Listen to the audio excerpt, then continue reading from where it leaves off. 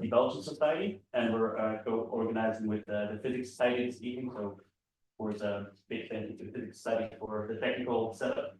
And it's my pleasure to introduce tonight's speaker, Thomas Hechter. So Thomas is a theoretical physicist and a cosmologist who was for many years a close collaborator of Stephen Hawking. After finishing part 3 of the mathematical tripos here in Cambridge, he earned a position as a PhD student with Hawking, and together they worked on the early universe, focusing on cosmic inflation, quantum cosmology, and string theory. After finishing his PhD, Thomas held research positions at UC Santa Barbara, University of Paris, and he became a fellow at CERN in 2005. And Thomas is now a full professor at KU Leuven in Belgium, where he's also head of the theoretical physics department and director of the Holography Institute. Thomas's research has had a profound impact on our understanding of the early universe. Thomas has also curated several exhibitions at the interface of arts and science, and he's the author of the New York Times bestseller on the origin of time, where a monograph in which he has advanced a fundamentally evolutionary conception of physics born out by the theory of the universe work he develops with Professor Hawking. I had the pleasure of having Thomas appointed to be the supervisor of my master's thesis 3 years ago, and I'm very happy he was willing to speak to all of us this evening about his work and his journey with Professor Stephen Hawking. So please join me in welcoming Professor Thomas.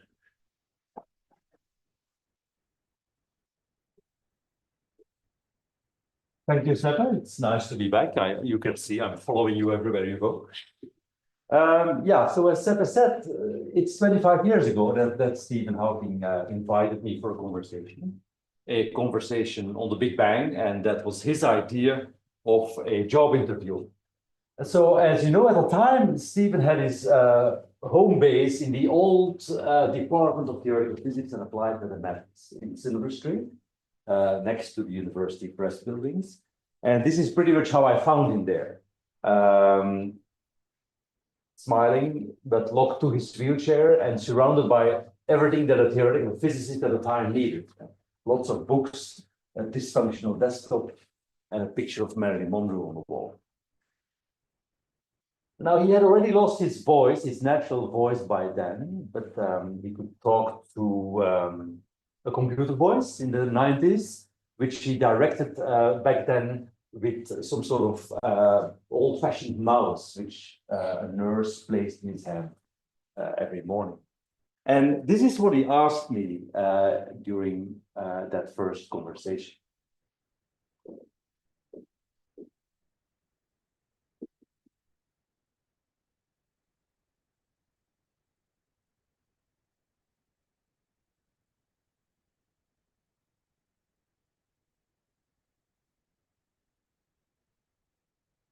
Is designed.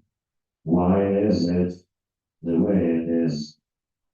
So, good luck with your job. So, the universe appears designed, Stephen said. So, what does that mean when a physicist or a cosmologist talks about the universe being designed? Well, Stephen was referring to when we look up and out into space, like these images of the James Webb Telescope, we see a strangely biophilic universe. We see a universe where the conditions are, in fact, quite good for life to develop. And these cosmic clouds of the James Webb Telescope, you see in these clouds where new stars and planets are born, you see the atoms and the organic molecules that one day could be the building blocks of life. But as we physicists know, the universe was, of course, not born with these clouds. These cosmic clouds are the result of 13 billion years of cosmic evolution. That evolution is governed by the laws of physics. And it's at that level of the laws of physics that you find the most mind-boggling notion of a design. It turns out that the laws of physics, as we know them, as we're discovering them, carry in them, in their mathematics, conditions that make the universe, well, habitable at all. And if you look at the particle forces, well, it's very confusing with these two things. If you look at the particle forces or the composition of the universe, or even just the simple fact that we have 3 space dimensions and 1 time dimension, the laws of physics have a whole list of properties that if you change any of these, very quickly you find that the universe would no longer be habitable. And so the question that Stephen asked in my job interview, well, what should we think of this? It's very, very strange, right? It almost looks like the universe is a fix. It's really to do with the mystery that somehow these laws of physics know about, higher forms of complexity. How should we really think of that relation? And gradually over the years, when I was working with Hawking, I sort of began to feel or to understand why he was so obsessed with that question. And the reason is that I think his intuition was that if we're going to crack this biophilic enigma, of course, we're going to learn something about the universe and about how it evolved and the laws of physics, but we're also going to learn something about our place in the universe, about how we really should think about how we fit in this grand cosmic scheme. And that, of course, is an age-old philosophical question. It's the ultimate question, where do we come from? And Stephen was one of these rare theoretical physicists who was driven pretty much directly by these old, great philosophical questions. He liked to say that he was not doing philosophy of physics, but that he was doing philosophy in physics, just to be obnoxious towards the philosophers, of course. So the question that I want to elaborate on, I want to talk you through our discovery story. It's really a question that drives at the roots of physics. It's really the question, hey, how should we fundamentally think about the laws of nature? What are the laws of nature, ultimately? Well, the very first notion that there exists something like laws of nature go back many, many centuries. Even the ancient Greeks were dreaming about some sort of laws of nature. They reasoned, by analogy, with the laws governing society. If you look at the old school of Alexander in what's now Western Turkey, then you see notions of laws of nature in their writings, but they're very analogous by laws governing society. It took, as you know, many, many centuries for scientists, humanity, to discover that the laws of nature can be written in the language of mathematics. And it's really only Newton that sort of solidified that link. Since Newton, we think of the laws of nature as some sort of barcode, as a set of mathematical relationships that sort of transcend the physical universe. Some sort of eternal, fixed, immutable rules upon which the universe runs. That Newtonian view became very popular in the late 19th century when the laws of Newton were working so well, and someone like Albert Einstein adopted that view. As you might know, Einstein famously began to dream of an ultimate law of nature. That idea of unification goes back to someone like Albert Einstein.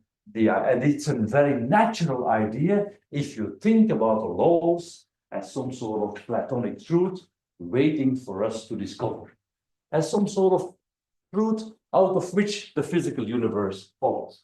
So people like Newton and Einstein, they would have answered Hawking's question, well, it must be like that.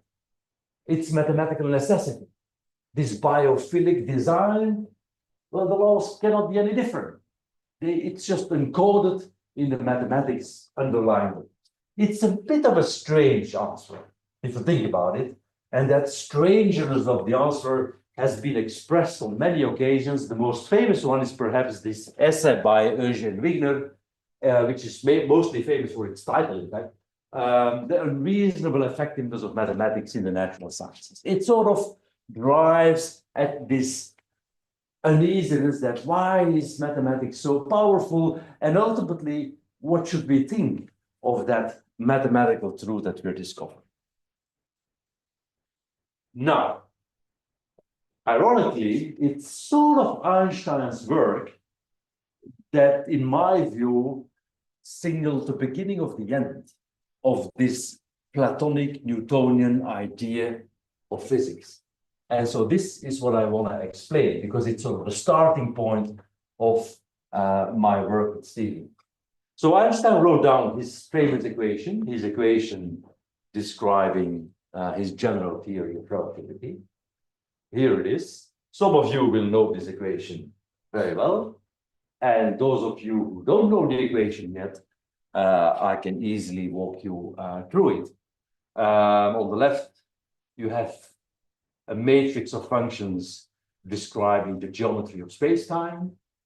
On the right, you have the energy momentum tensor, or the stuff inside the space-time.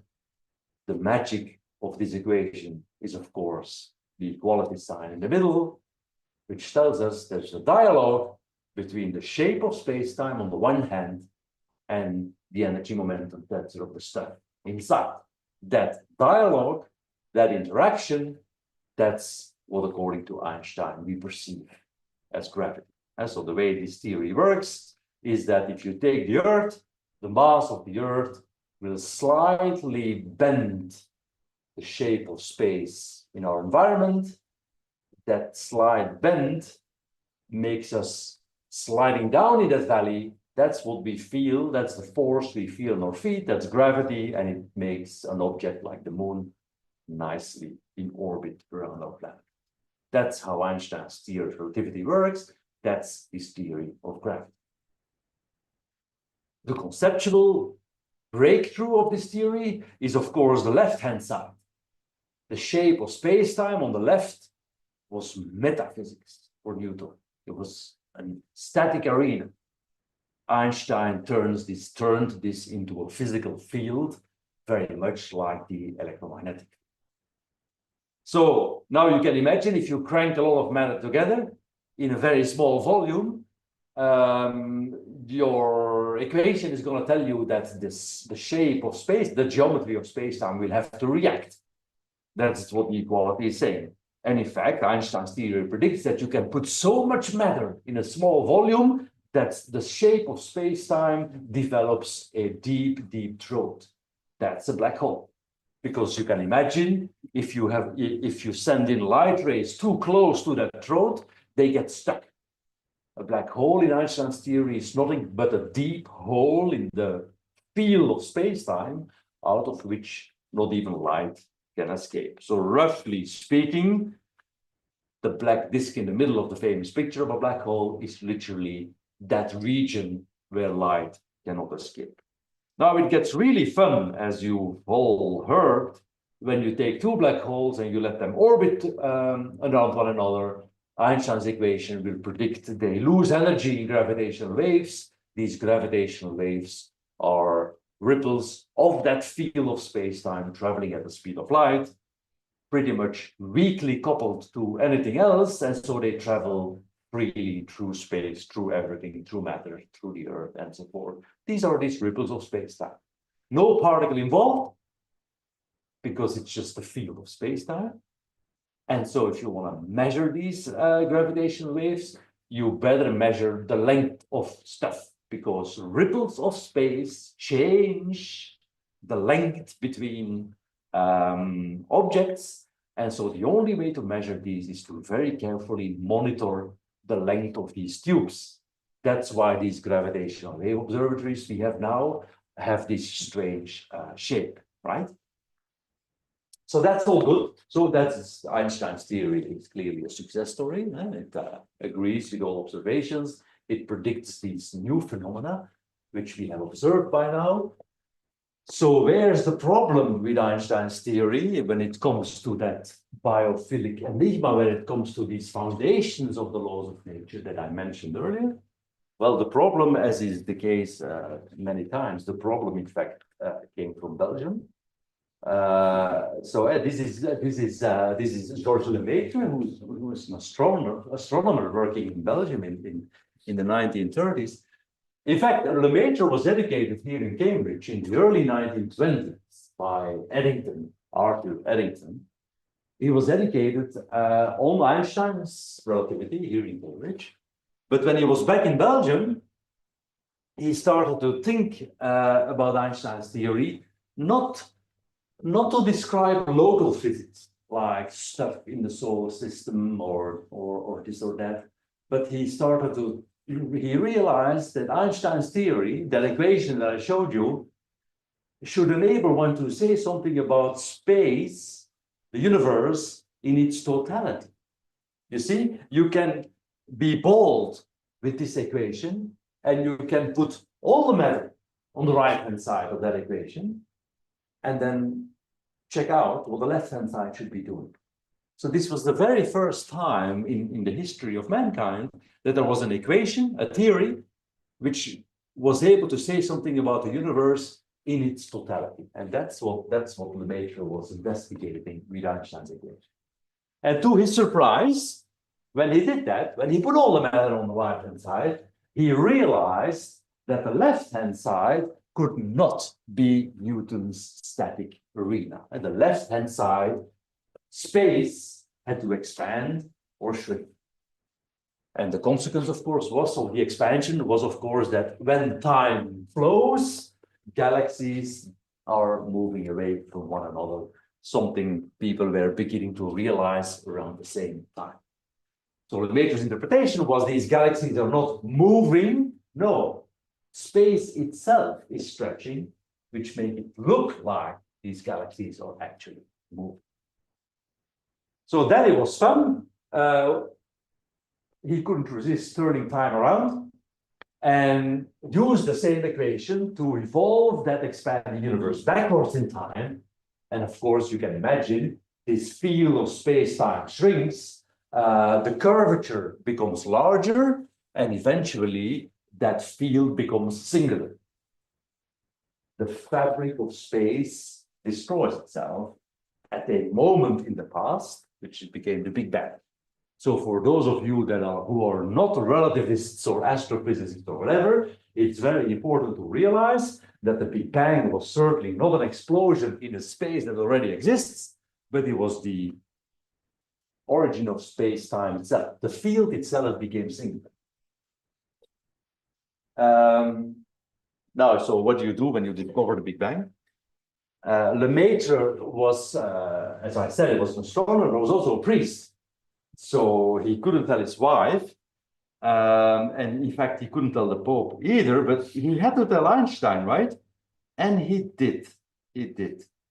Yeah, I noticed this is Dutch, right? So the two met up in 1927, I think. And so Lemaître tells Einstein, look, your brilliant theory of relativity predicts that the universe should have a beginning, an origin, a radical origin of time. And if you're capable of reading Dutch, you see that conversation did not go very well. Einstein didn't believe him. He didn't want to hear about it. The reason was that when Lemaître used Einstein's equation to evolve the universe backwards in time, he arrived at the Big Bang, but mathematically, it became also very clear that this Big Bang singularity meant that also Einstein's equation goes down the drain. Strict reading of Lemaître's discovery was that the actual beginning was not part of science. The singularity lies off the manifold. And so Einstein's dream of finding a unified theory that would explain how the universe should be seemed to be destroyed with Lemaître's discovery. And I guess it didn't help that Lemaître was walking around like a priest. Einstein must have been somewhat suspicious that he had a hidden agenda, right? In fact, I don't think he has a hidden agenda. There are these beautiful graphs in the archives of Lemaître back in Belgium. This is an example of a graph in one of his notebooks And the curve there is an example of an expanding universe, right? So it expands fast first, then slow, then fast again. Anyway, at the bottom left, Lemaître writes atom. And that's how we refer to the Big Bang, as a primeval atom. Not as some sort of God or creator or whatever there. And he referred to it as a primeval atom because he thought the Big Bang should be part of science. The beginning should be a scientific problem, but not one which lies within Einstein's classical theory of relativity, one where quantum theory, a novelty back in those days, would become important. But did he also think, a la Einstein's dream, that out of that primeval atom, you'd be able to predict that there would be a biophilic habitable universe coming out? I don't think so. If you look carefully in his writings, you see that his view was yet somewhat more subtle. And so there's this interesting quote, this time it's in English, where he says, yeah, in absolute simplicity, at the beginning of the world, there may be no physical questions left. And so, in a way, Lemaître, I think, tried to have it both ways. He tried to develop an intuition that the Big Bang should be knowable, but at the same time, that we shouldn't expect too much from such a description of the actual beginning. In fact, there's an interview, but this is really just for the Belgians, because this is in Dutch and in French. But there's an interview which you can find online in which he, 30 years later, elaborates on his discovery just before he died. Elaborates on this discovery of the Big Bang and of this expansion, right? So you can enjoy this you can use ChatGPT to translate. So this whole discovery story is 1927, 1929, 1930. This interview is 1960. So you might have thought, okay, wait, what happened in between? Not all that much. Even late in his life, there was solid evidence for that the universe expands. But this whole extrapolation that the universe also should have a beginning remained very, very speculative. And the reason was, of course, that the CMB, the cosmic microwave background radiation, had not been discovered yet. You see here, this is this notebook, right? Here, Lemaître writes cosmic radiation. So, of course, he realizes back in the 1930s that there should be some fossil radiation from the Big Bang left over, but he was in the dark as to what this should be. And of course, that only became reality in 1965, in fact, a few days before he died. Of course, now we know that there must have been something like a hot Big Bang. We have these beautiful all-sky images of the microwave background radiation, the afterglow of the Big Bang, with Planck and WMAP and so forth. And we see that the early universe, this is some sort of image of the universe as it was 300 or 400 years after the Big Bang. And we see that that universe, what is indicated here is the temperature of the radiation back then. And we see that it's not the same. There are small fluctuations. The blue patches are about 100,000 of a degree hotter than the red patches. So there were these small variations in the temperature of the early universe. And if you then use Einstein's equation again to evolve this baby universe forward in time, you see that these small fluctuations were very important. The slightly hotter regions, that's where the stars and the galaxies would later form. So you see that if when the evolution continues, you form somewhat larger structures, and gradually, the last few billion years, the universe sort of cools down, comes in a quieter period, new generations of stars are formed, and ultimately stuff like the sun and habitable planets, right? So there you go, right? 13 billion years of evolution in a minute. Of course, as you all know as physicists, if the universe had been perfectly homogeneous in the beginning, none of this would have happened, right? And if these slight flickerings had been a little larger, say 1/10,000th of a degree, and you evolve that universe forward, you would end up with a universe full of black holes. Again, not a habitable place. So these fluctuations of 1/100,000th of a degree, these are one of the coolest biophilic features in ever, right? They span this arc over 13 billion years between, on the one hand, the existence of chemical and biological complexity, and on the other hand, conditions in the earliest stages of evolution. So I sometimes say that the Big Bang is, on the one hand, the cornerstone of modern cosmology. By now, this idea of an expanding universe starting with hot Big Bang has been tested in many, many different ways. And the whole idea hangs together very well. And on the other hand, it's also the Achilles heel.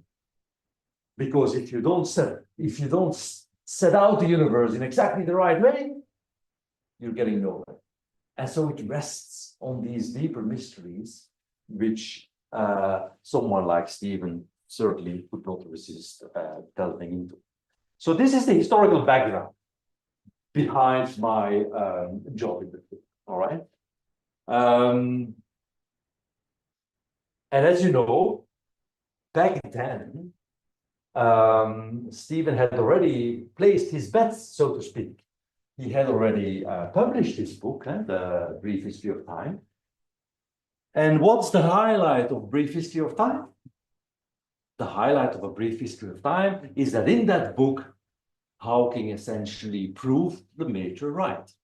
The highlight of A Brief History of Time is that Stephen presents there a mathematical model, a theory, of Lemaître's primeval atom. And that goes as follows. So how did he do that? So here you have some sort of picture of the evolution of the universe in a purely classical way, and we have the singularity where Einstein's theory breaks down. The ingenious step that Hawking and his collaborators in the early 80s made was that, well, maybe we can just take a more general view on the geometry of the universe and turn, in these earliest stages, time into space and consider some sort of complex extension of the usual Lorentzian-Einstein geometries. And that became known as a model, somewhat like creation from nothing, very much like a geometrical version of Lemaître's primeval atom. Now, the problem with Hawking's book was that out of his model for a primeval atom came an empty universe.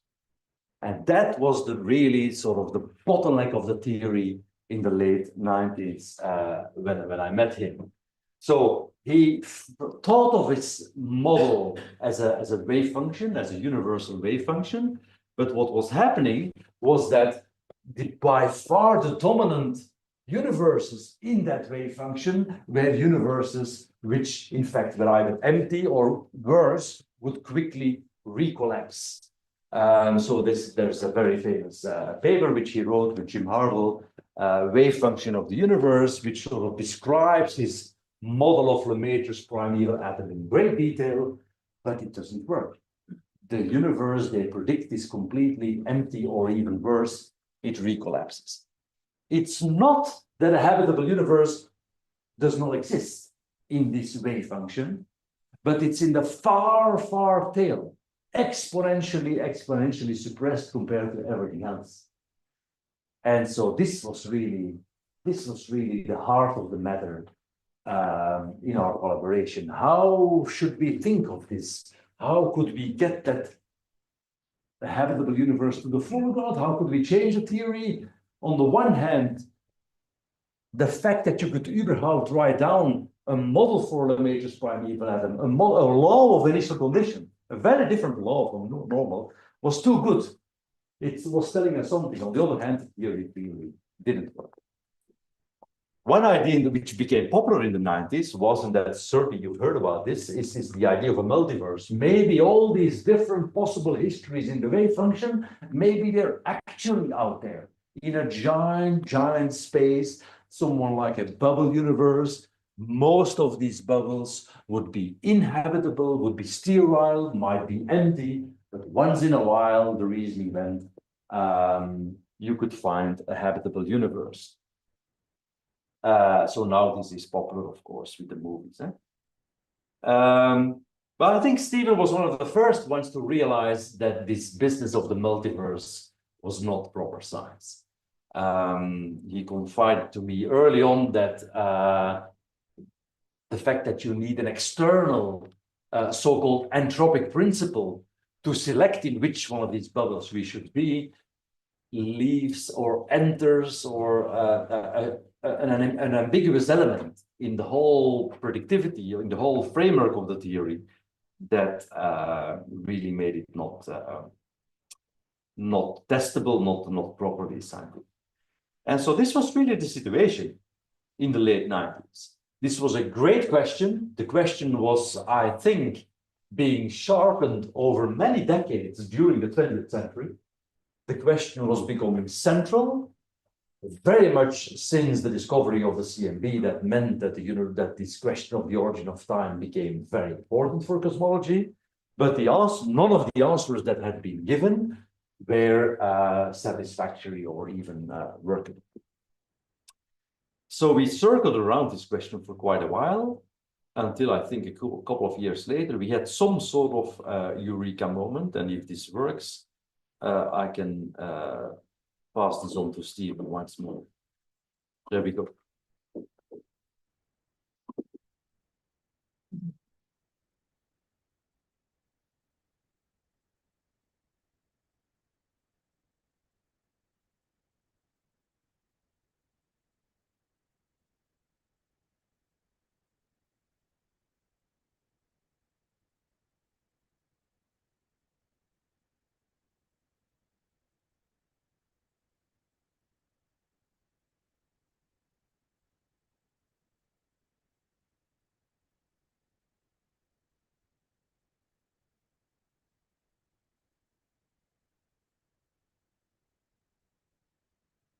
I changed my mind.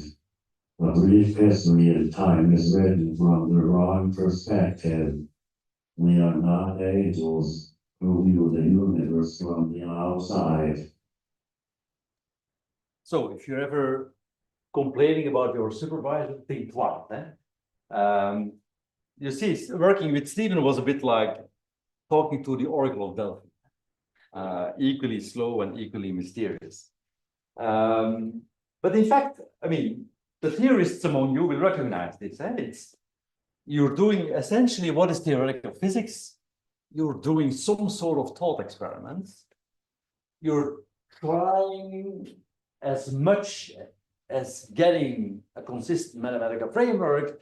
The game is as much about asking the right questions.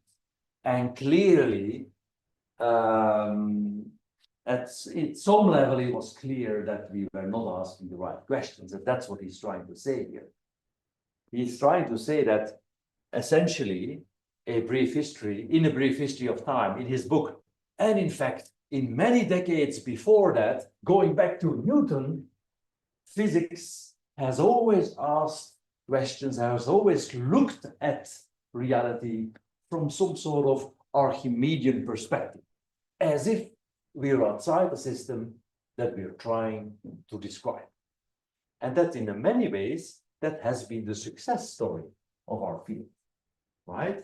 This idea that we can look at the world in some sort of objective manner is really the heart of the Newtonian way of doing physics. You have your laws, nicely separated from boundary conditions.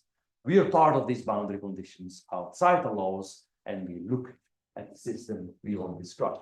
And it's good, it works, except when you're trying to understand these biophilic properties of the universe, which have to do with us and therefore with the relation between biological complexity on the one hand and the rules on which the universe runs on the other. In that case, when you're asking these fundamental questions about cosmology, you must recognize that we are within the universe, looking up and looking out. And so what he's telling here is that in a way, we should get this simple perspective. The simple fact that we're within the universe, looking up and looking out, we should get that in the equations. We should get that in our models. And this we were clearly not doing at the time, except perhaps for this entropic principle, which was a flawed attempt to do so. So Stephen was essentially saying, what if we let go of that Archimedean viewpoint onto the universe? What if we turn cosmology inside out? Now, how do you turn cosmology inside out? That was then the homework problem, right? In fact, the answer was sort of waiting in a different corner of physics. Really, the quantum theory, right? Not so much. So what's key about quantum theory is that it does not work from this Archimedean viewpoint. People tried to sort of stick to that Archimedean viewpoint in the 20s and the 30s. That's the Copenhagen interpretation. And Einstein, of course, didn't like this sort of subjective element, the role that the observer and the measurement played. But eventually, later developments of quantum theory, notably the quantum theory of closed systems, made it clear that observations are always interactions with a system, and that the way we interact, the way we ask the question, impacts the kind of reality that comes about. And so in a sense, you could think of the wave function as describing the universe at some sort of pre-existence level, and that a tangible, classical, concrete reality comes about through countless measurements, acts of observation, and so forth. That's really the vision behind the new quantum theory of closed systems. So essentially what Stephen and I did was we ran with that idea and we applied it to the universe. So it's really, if you wish, for those of you who are familiar with this, it's really this John Wheeler idea, which we made concrete. And so John Wheeler drew this very famous picture. The U stands for the universe. The Big Bang is up right there, and then the universe sort of expands. And we think of that expansion, we tend to think of that expansion as a history in which we come along. And Wheeler said, wait a minute, if the universe is also a quantum system, then its history, then we should really think of it as a wave function. And that history will not be a definite history until it is an observed history. Now, just like Lemaître, Wheeler didn't have a model for how this might work. But Hawking had a model. And this is really what we implemented. So we looked back on these earliest stages of the universe, but from within, from a specific observational situation, from some sort of post-selection applied on this wave function of possibilities.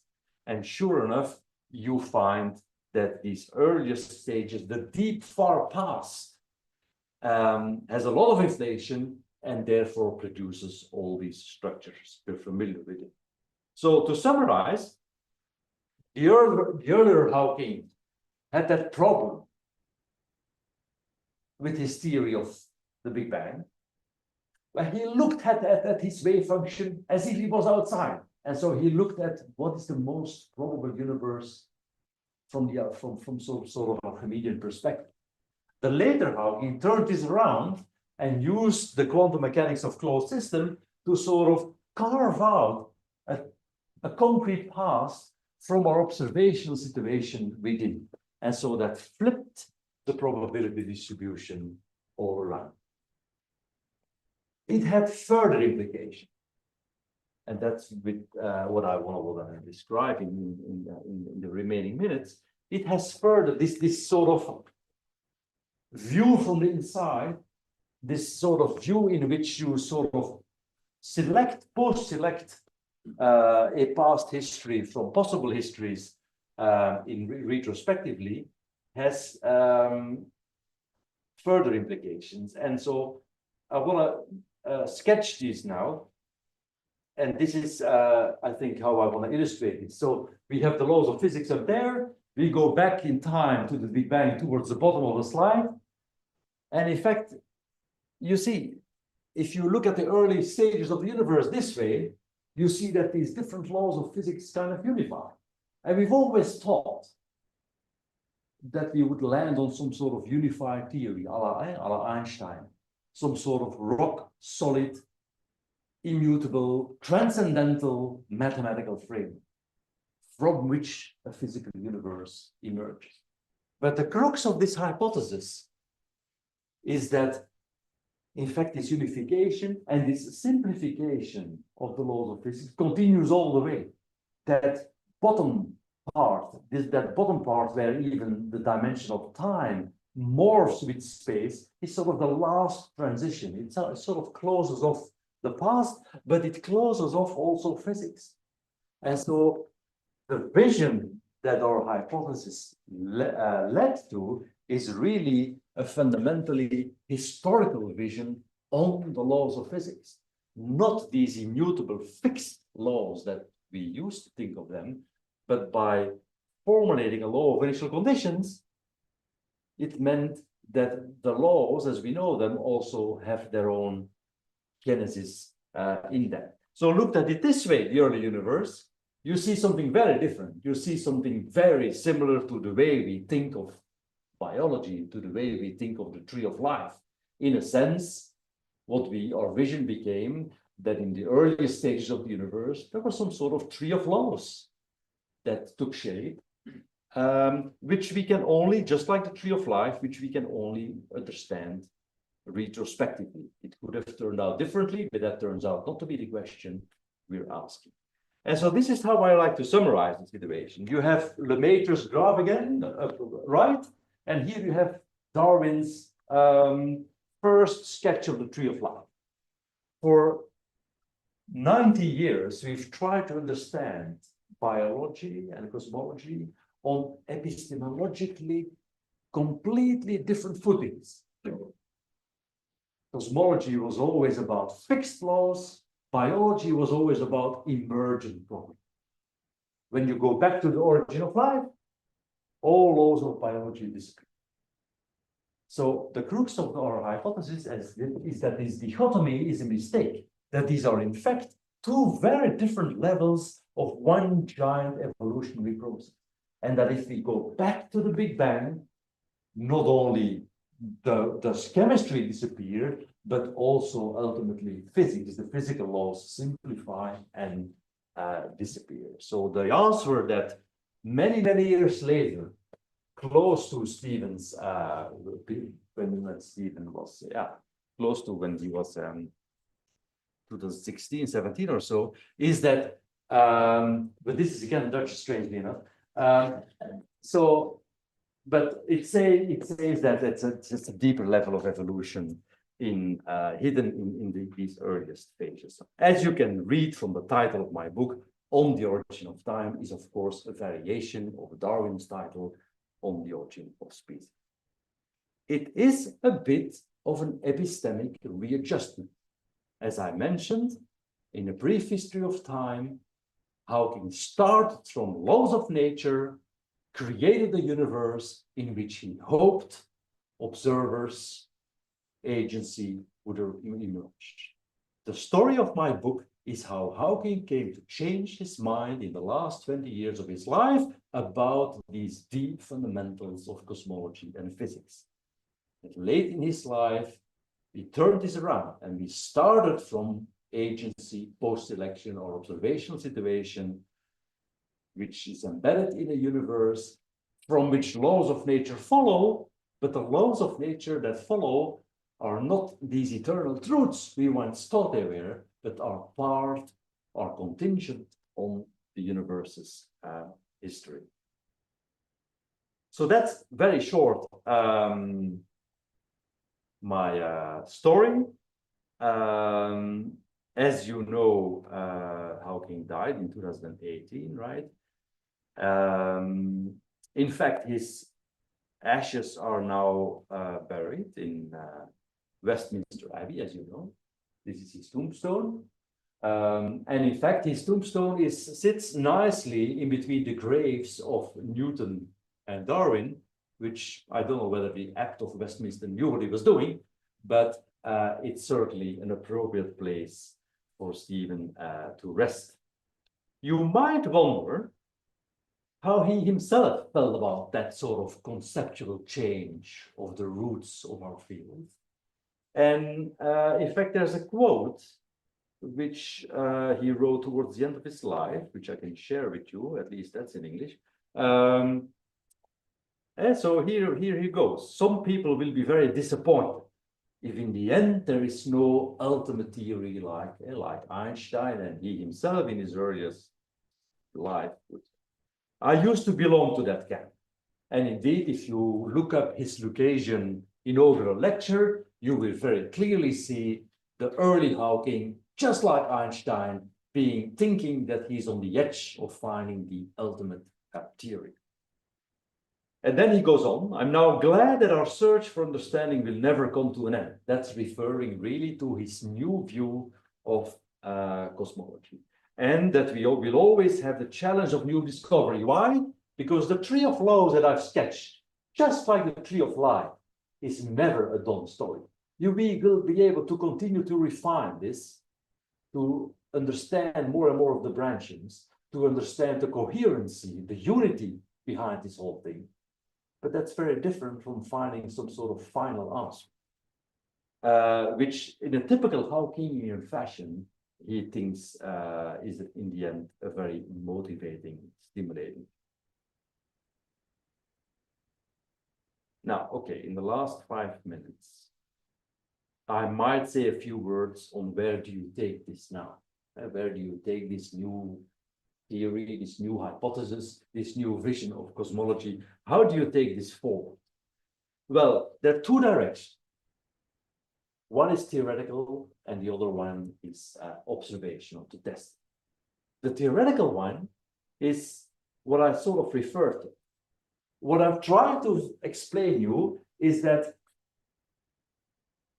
in order to understand this deeper level of cosmology, you have to crack open physics, as you know.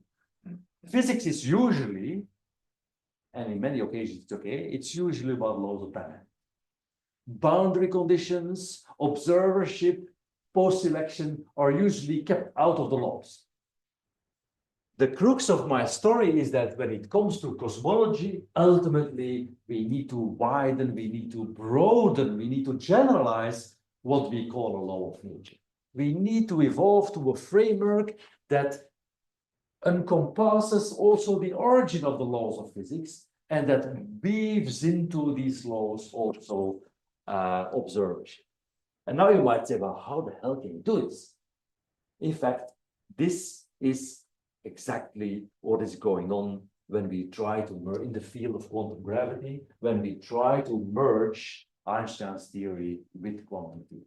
The large and the small, we've begun to discover that in fact it's more than just unifying the large and the small in a cosmological context, which is the context in which you should be pursuing this program.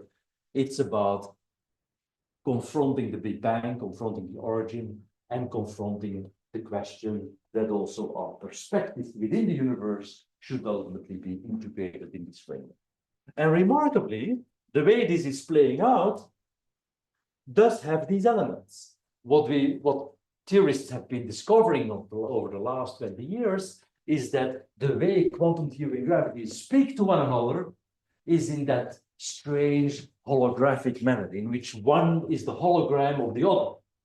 And so the vision of the evolution of the universe that emerges from this is really one which is truly bizarre, which is holographic. So here on the circle at the edge, it's sort of a pictorial representation a la Escher of what's going on, I think. On the edge, we have our current state of the universe. That's observership, that's represented in holography as in a very abstract, hologram of qubits. Very, very entangled qubits. What is holography predicting? Holography is predicting a duality with a gravitational universe with a history that emerges within that circle. So within that disk, you have a projection of an expanding universe where the Big Bang is in the middle, and it expands outwards towards the present stage, which is the circle around. Now, if you go back in the past in that holographic manner, how do you go back to the past? You read this hologram in a more coarse-grained manner. You shed information. You retain only long-range entanglement to reconstruct the interior of that disk, and in that way you go towards further and further into the past. So the Big Bang, in this holographic reading of the history of the universe, the Big Bang becomes the limit in which you lose all information that is contained in that hologram. So it becomes literally the epistemic horizon that you've seen in this hypothesis before, the fact that the laws of physics don't reach further into the past. So somehow the new field of holographic cosmology is kind of the modern way in which this grand vision that I set out with Hawking is being developed and implemented. The other thing, of course, is you may wonder, well, how the hell are you going to test this? And the problem, of course, is that with light, we can look back to the microwave background 380,000 years after the Big Bang, but we can't look all the way back to the Big Bang. And sure enough, this tree of laws that I've talked about, that deeper level of evolution, lies hidden in the earliest stages of the universe. You can't reach there with light. So eventually, if you want to test some of these branchings in the earliest stages of the universe, we will have to peer through this mist. We will have to be able to look all the way back towards the Big Bang. In principle, this can be done with gravitational waves, the waves that I mentioned, because they are so weakly coupled that they go right through this dense plasma even at earliest stage. But that will not be something that can be done with the current generation of gravitational wave observatories. For that, you will really need to develop a new generation of observatories capable of measuring gravitational waves of longer wavelength and with a much better accuracy. So that, I think, is something to look forward to towards the future. So to summarize, we are part of a great arc, an arc which started with essentially pure mathematics more than 100 years ago, Einstein's equation, which led to one of the big discoveries of the 20th century, the discovery that the universe expands and may well have had a beginning. In that beginning, in these earliest stages, may well lie a deeper level of evolution. That's where we can really begin to probe the origin of the physical laws. But in order to do so, will require huge international projects to construct a new generation of gravitational wave observatories and new youngsters to analyze all these data and dig into the details. So, thank you.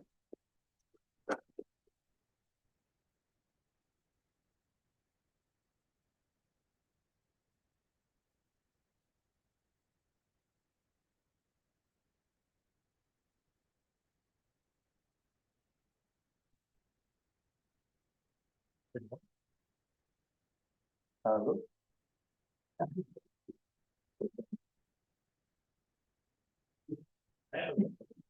Does anyone have some questions? Anyone would like to speak as well?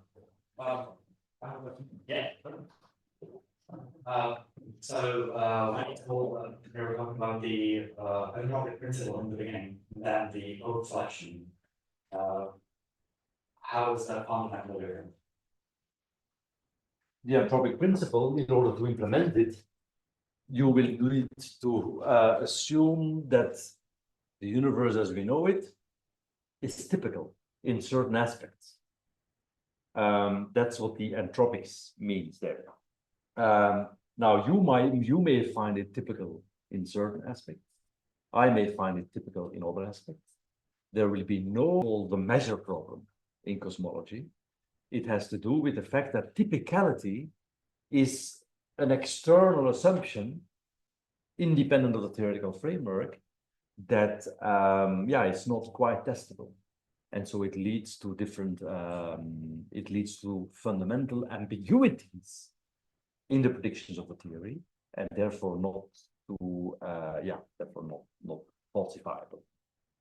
Post-selection does not assume at all anything about typicality.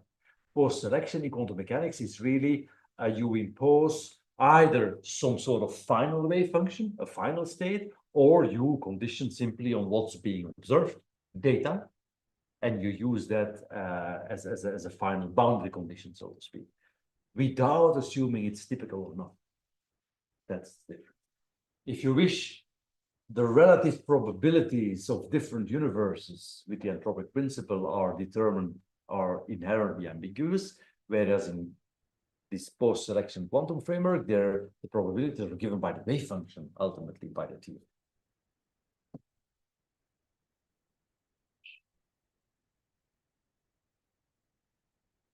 Thank you, wonderful talk. When you talk about the study of using gravitational waves to study the structure of the universe, what wavelengths might you be talking about? Yeah, so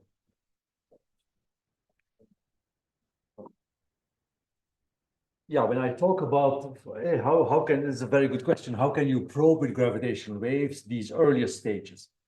When I talk about pictorially these branching, these are in physics terms, these are really phase transitions that the early universe undergoes. Now, when the entire universe in its earliest stages goes from one phase to another, this is a violent transition. Often these go together with the generation of some sort of stochastic background of gravitational waves, which has certain frequencies and certain shapes. And so you would be mostly interested. Such theories predict, let me back up, such theories predict a series of phase transitions and therefore a series of stochastic backgrounds of gravitational waves superposed on one another, very similar to the background, the cosmic microwave background with photons. Now, these stochastic backgrounds, just like the photon background, have been filling the universe throughout its evolution, so the gravitational waves will have been stretched. Mostly those backgrounds comprise now long wavelength gravitational waves. So you will have to use observatories like the Future Space Observatory, LISA, or even these pulsar timing observatories that you might have heard about, that uses pulsars to measure gravitational waves, or even the sophisticated CMB polarization experiments, which are an indirect way of measuring gravitational waves. So that whole long wavelength range of gravitational waves is yet to be unlocked. All we have done now is short wavelength gravitational waves with LIGO. Right.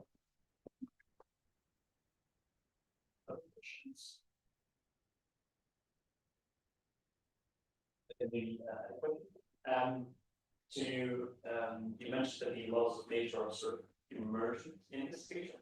Is in this picture, is the quest for the ultimate equation, is it lost? Or is there a sort of ultimate emergent equation? Yeah, that's a good question. I don't think the quest is lost, but the ultimate equation will not be what you thought it was. namely some sort of prior truth. The ultimate equation, if there is one, will, I believe, incorporate this post-selection, incorporate this observer's viewpoint from within. And that's exactly what holography is doing. In holography, for those of you who know holography, the boundary theory, the quantum theory defined on the edge of the disk, the boundary conditions there define the theory. The configuration enters in the definition of the theory. So holography very much makes this sort of top-down view on the history of the universe unavoidable. So that's the kind, but any boundary theory in holography is not a prior truth. You can ask a different question and you go a different boundary condition and get a different theory. So it's much more in that spirit. Any final questions? Otherwise, let's thank those again for a wonderful talk.